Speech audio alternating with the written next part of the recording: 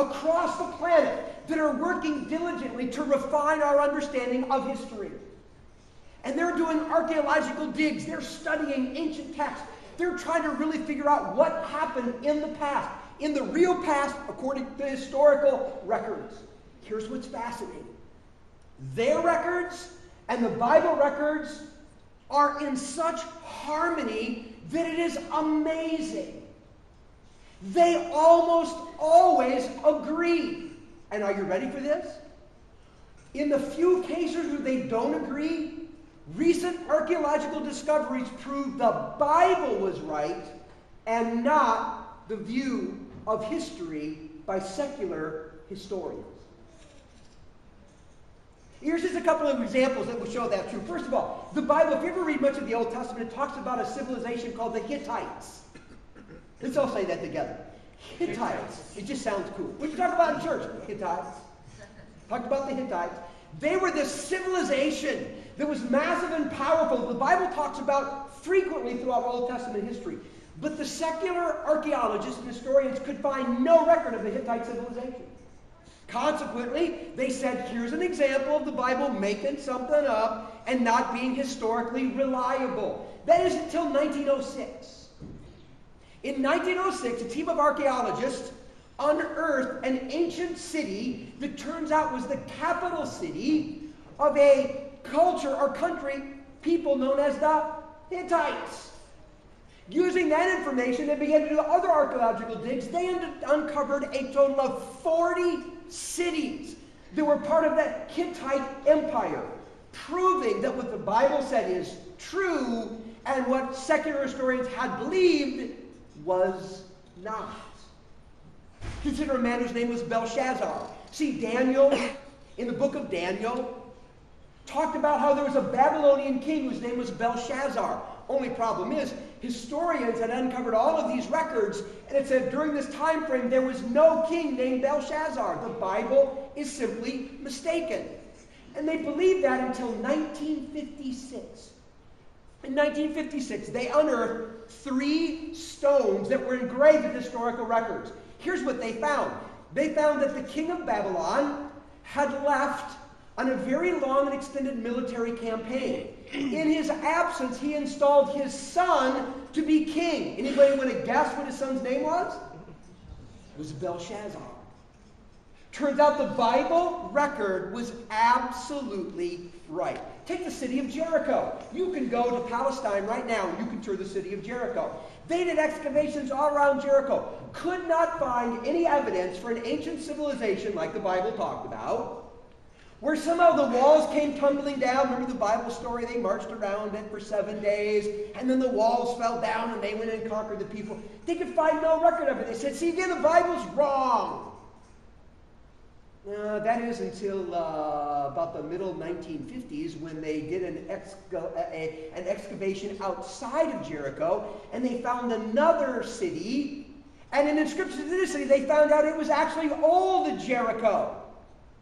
And what's really fascinating about old Jericho is when they got the archaeological dig all the way done, they found something they'd never seen before. The walls of that city did not collapse in like it had been attacked. They collapsed out for some inexplicable reason.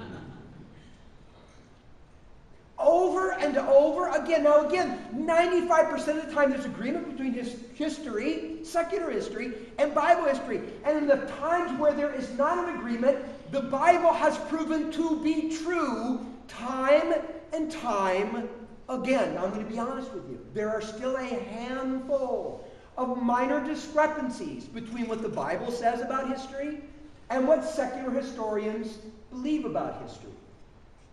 That's just reality. But as Christians, we are convinced when the last archaeological dig is made and the last tablet is unearthed, that the Bible will prove to be accurate in all its histories, just like it's been with the discoveries that have been made in the last 150 years. Look at it this way.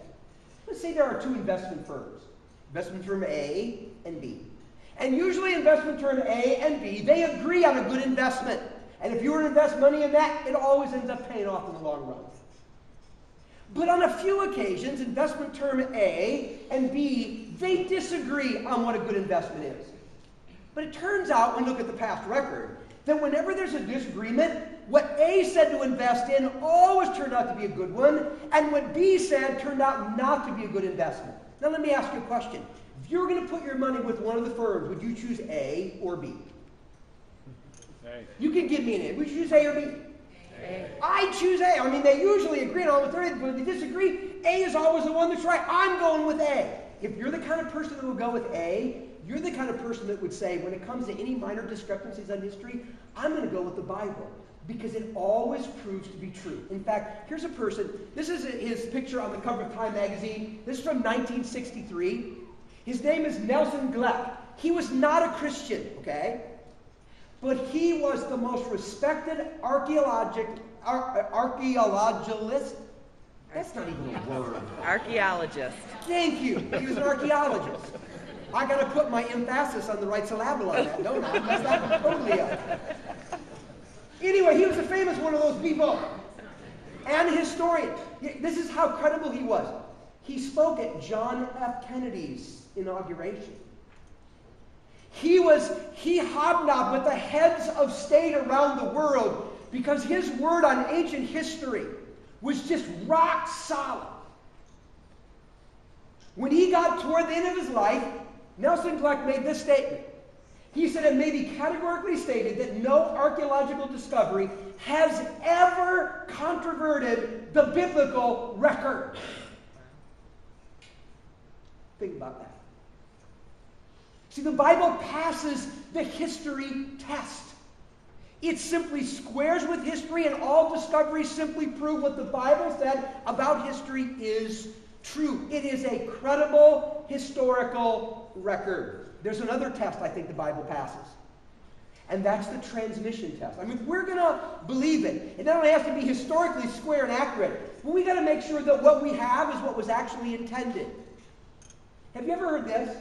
The Bible was written so long ago, and it's been copied and copied and recopied, and along the way we have no idea whether or not we even have what was originally said. So how can you trust that book, for crying out loud?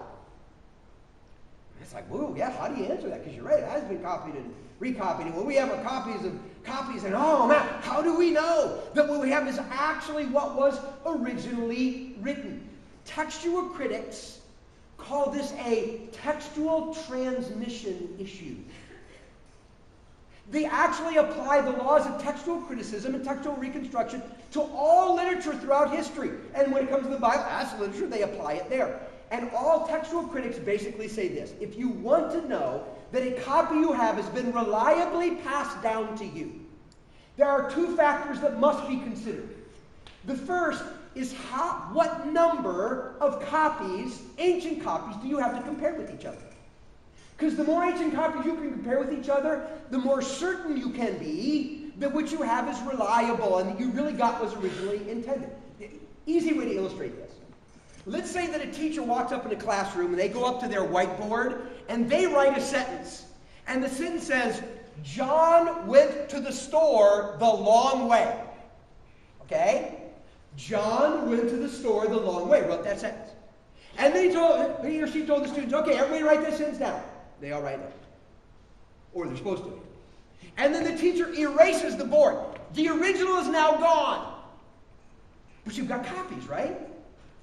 Now, what happened if only one student actually wrote it down? How many copies would you have? One. Very good. Excellent. You'd have one copy.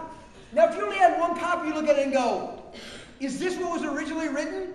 I don't know. I have no idea, because and what if the one person got it wrong?